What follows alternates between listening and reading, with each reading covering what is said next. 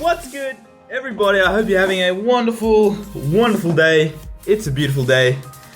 I have some excellent information for you.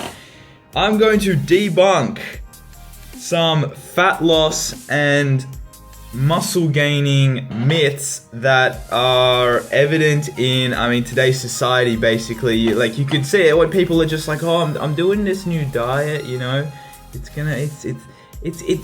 got no carbs in it, but it's okay, I'm slowly dying on the inside, you know, shit like that, right? The stuff that they tell you, the stuff that generic trainers will probably tell you as well, you know, eat low carbs, eat this, eat that, eat low fat, eat high protein, right? All that stuff. And then there are all the crazy fucking... There's all kinds of shit out there, okay? But what I'm going to explain to you is that there are two simple things that you need to understand, whether it's gaining muscle or losing fat. And this is it, guys. This is the key to building muscle or losing some fat and getting, you know, ripped, whatever. That didn't work, but you know, I tried. Okay, basically your body is like a fucking engine, okay? It's like an engine, and you have to put fuel in the engine. So when your body, let's imagine it's some new hybrid engine. When your body runs out of fuel, it has to look for other sources, right? So what you're aiming to do is, if you want to lose fat, you need to burn more calories than you consume a day. Simply put, you could eat, like my diet right now is 120 grams of fat, you know, 200 grams of protein and like 300 grams of carbs. That's high as fuck. And I'm still losing fucking fat, and I'm maintaining my muscle mass. You know, if you want to gain muscle, you have to consume more calories than you're burning. But here's the thing, there are sweet spots that you gotta understand. When you're losing fat, you don't want to be in so much of a caloric deficit. That's what it's called, being in a deficit of calories. When you burn more calories than you consume, you don't want to be at such a great deficit that you're burning, it's crash dieting. You know, you hear about these 1800, 1300 calorie diets, right? That's like setting yourself up for an ass raping of a day, because you're going to be walking around like a fucking dead person. Like, I kid you not, like consuming like 30 grams of carbs a day, you know, shit like that. It's not optimal.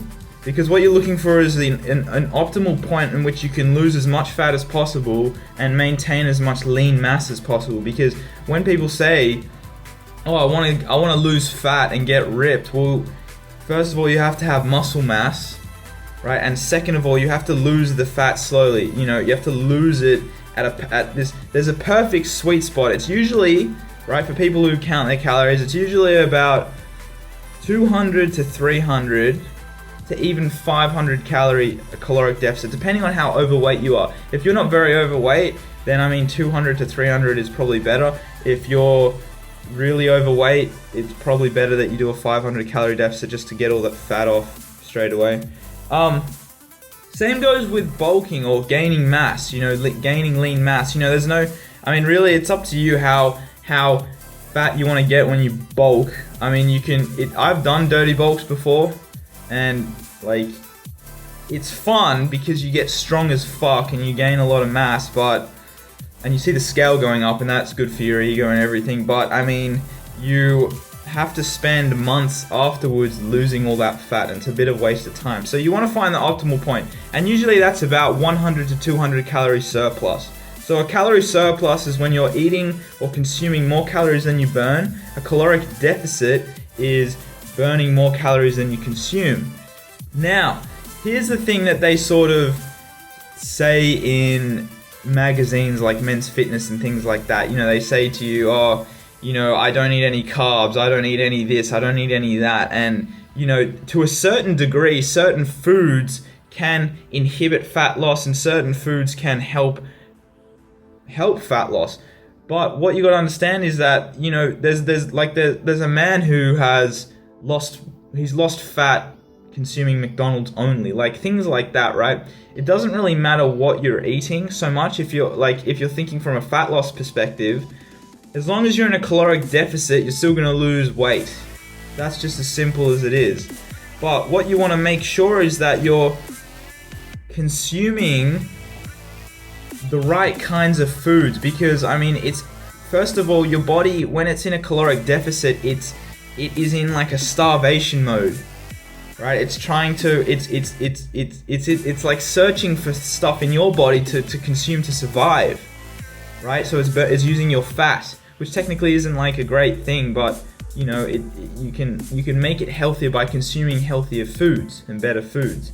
You know, things like vegetables, right? Stuff like that. If you're consuming more vegetables, it literally makes your body more efficient, and you're just going to lose fat at a greater pace, or maybe at a better quality of rate, or whatever you want to call it.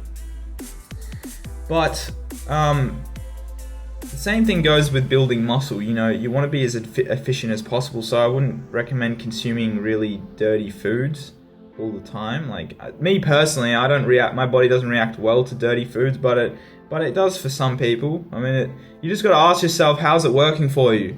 If you're eating something and you're not losing weight, then there's something you got to change. If you're eating stuff and you're not gaining weight, then there's something you got to change. You know, it's simple. What's working for you, what isn't working for you. But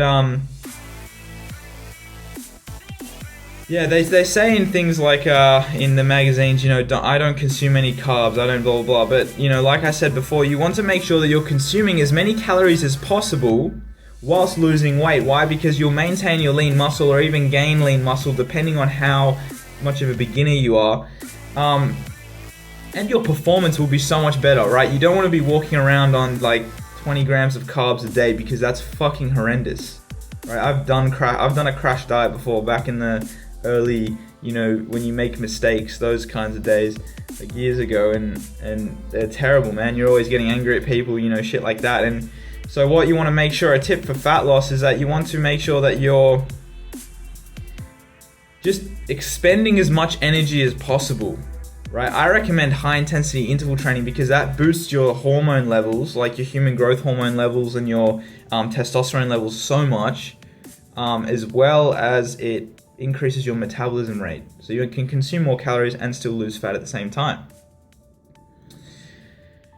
Onto the gaining side of it. Oh, actually no, I'll go back a bit. So like with the macronutrient side of it, so the protein, carbs, and fat side of it, usually there's a generic, you know, sort of thing you can choose, such as, you know, they say, you know, for a cutting phase, 40% protein, 40% fat, 20% carbs, or even like they have like different generic sort of templates for how your diet should be. But really, the thing you got to understand is that your body is different. You know, each body is different in certain ways. Genetically, we all have different makeups, different variations. So you have to make sure that you're testing out different foods and different macronutrient ratios, right, that work best for you. You know, for example, I used to consume 400 to 500 grams of carbs a day on a cut. I was puffier. I was holding onto water. I was holding onto fat.